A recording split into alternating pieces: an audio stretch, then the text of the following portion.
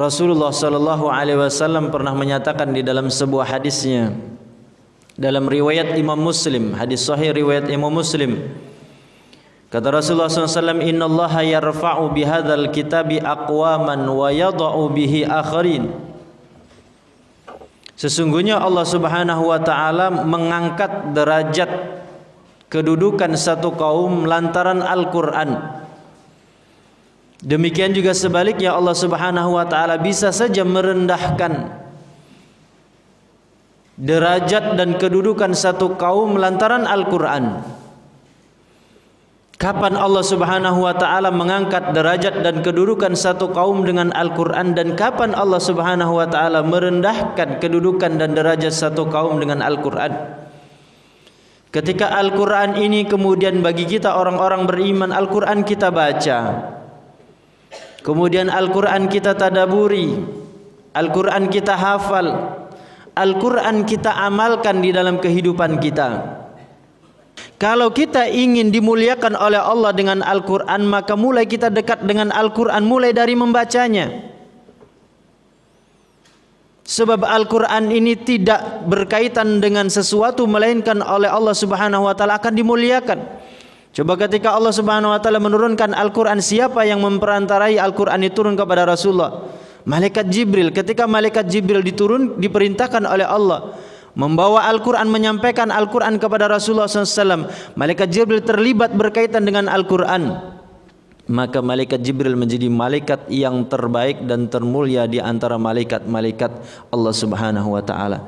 Ketika Al-Quran ini kemudian berkaitan dengan Rasulullah, diturunkan wahyu Al-Quran itu oleh malaikat Jibril kepada Rasulullah SAW, maka Rasulullah SAW menjadi manusia terbaik, diangkat, dimuliakan derajatnya oleh Allah subhanahu wa ta'ala. Ketika Al-Quran ini oleh Allah subhanahu wa ta'ala diturunkan di satu bulan, maka ternyata bulan tersebut menjadi bulan yang teristimewa dan bulan yang mulia, yaitu bulan Ramadan. Demikian juga ketika Al-Quran ini diturunkan oleh Allah di satu malam, maka malam turunnya Al-Quran itu menjadi istimewa dan mulia, yaitu malam Lailatul Qadar. Apapun siapapun yang berinteraksi dengan Al-Quran, janji Allah subhanahu wa ta'ala, janji Rasulnya, maka sesuatu dan orang tersebut akan dimuliakan oleh Allah. Mulai dari kemudian kita membacanya. Jujur, sebandingkah kita hari ini interaksi kita dengan Al-Quran dengan interaksi kita dengan alat komunikasi kita, dengan handphone kita? Bagaimana seseorang bangun tidur yang pertama kali dilihat adalah handphone.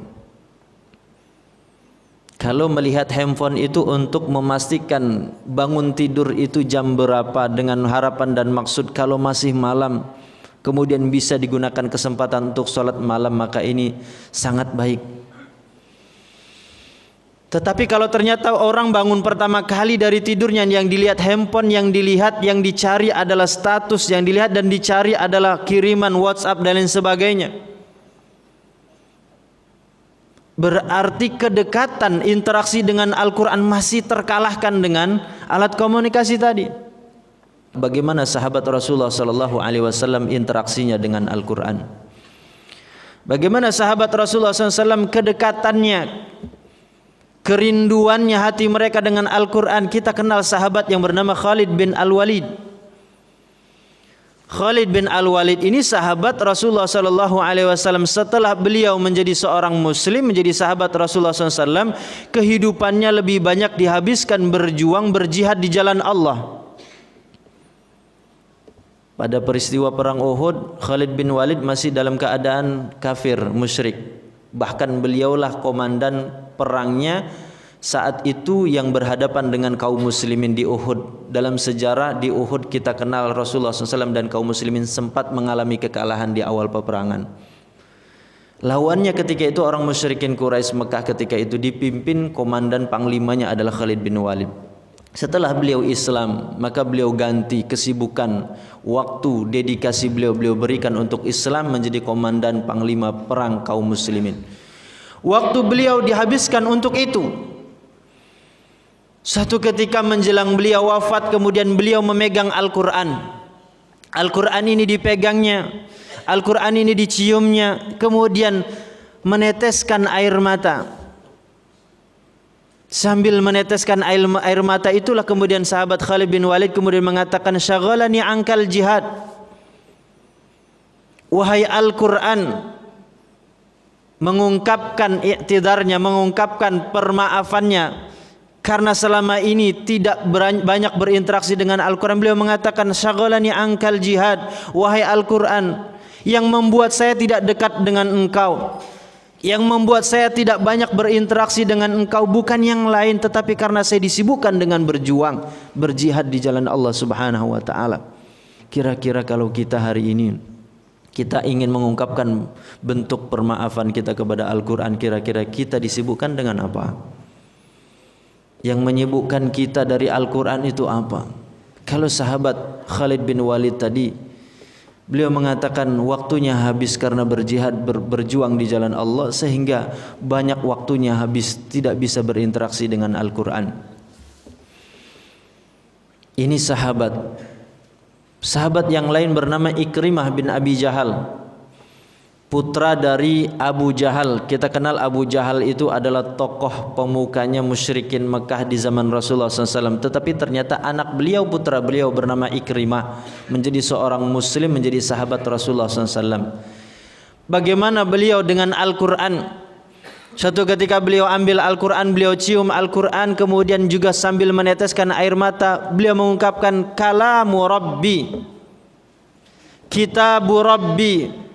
Kata beliau, ini adalah kitab Tuhanku, kitabnya Allah Subhanahu wa ta'ala. Ini adalah firman petuah-petuahnya Allah Subhanahu wa ta'ala. Kalau dekret presiden, kalau ucapan manusia saja itu dimuseumkan, dijaga betul, dipertahankan, dilindungi, jangan sampai kemudian itu hilang, sampai rusak, sampai tercecer, betul-betul dimuliakan, betul-betul dihormati.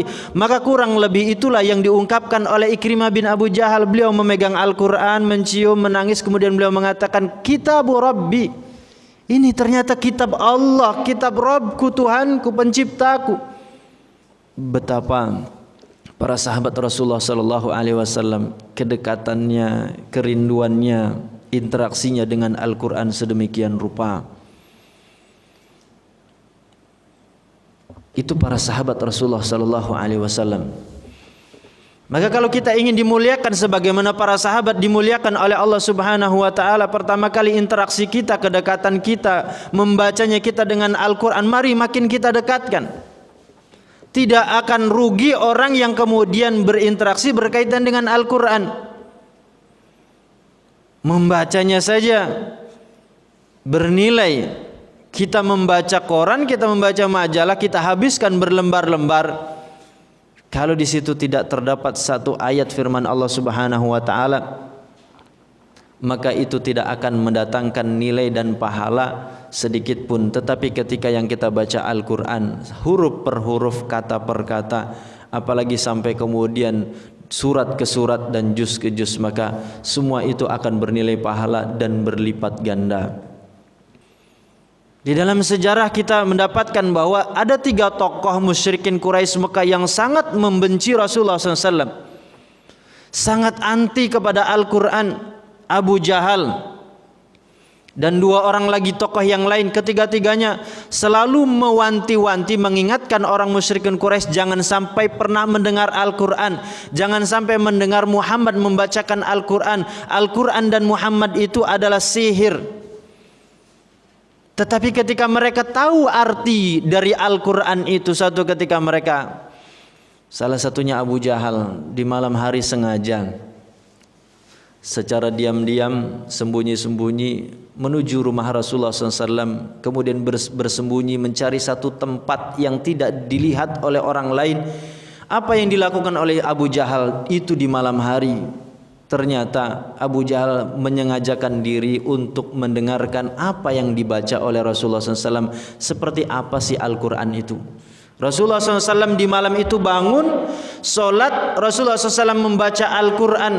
Dan kita tahu dalam banyak hadis Rasulullah kalau sudah sholat malamnya Rasulullah SAW sangat-sangat panjang. Sahabat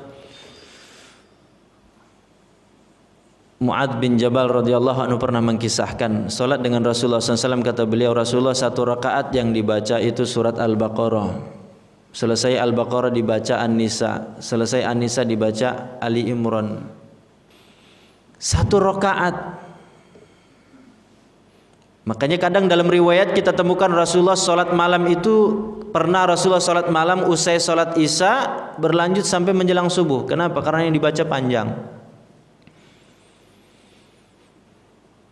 Abu Jahal diam-diam sembunyi malam itu sengaja mendengarkan bacaan Rasulullah SAW. Ternyata Abu Jahal larut hanyut dengan bacaan Rasulullah. Asik dia mendengarkan bacaan Rasulullah SAW itu. Tanpa terasa oleh Abu Jahal sampai datang waktu subuh. Coba ya, orang sangat memusuhi, benci kepada Rasulullah, kepada Islam, ketika mendengar Al-Quran bisa terhipnotis. Ketika mendengar Al-Quran bisa larut hanyut, lupa dengan waktu dari malam sampai waktu subuh. Setelah subuh, waktu subuh datang, Abu Jahal kemudian terkejut, tidak terasa hanyut dengan itu.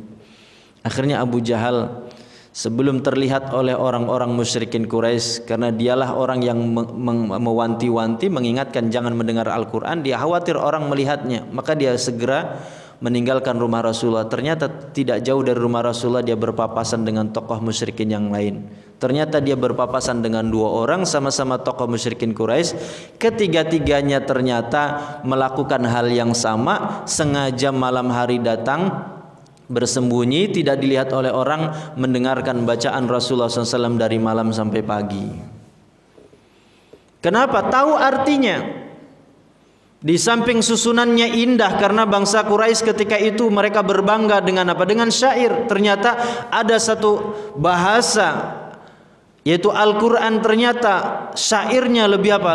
Luar biasa daripada syair yang mereka miliki. Dan terbukti pada masa para sahabat Rasulullah SAW, orang yang pandai Al-Quran itu diangkat derajatnya oleh Allah Subhanahu Wa Taala.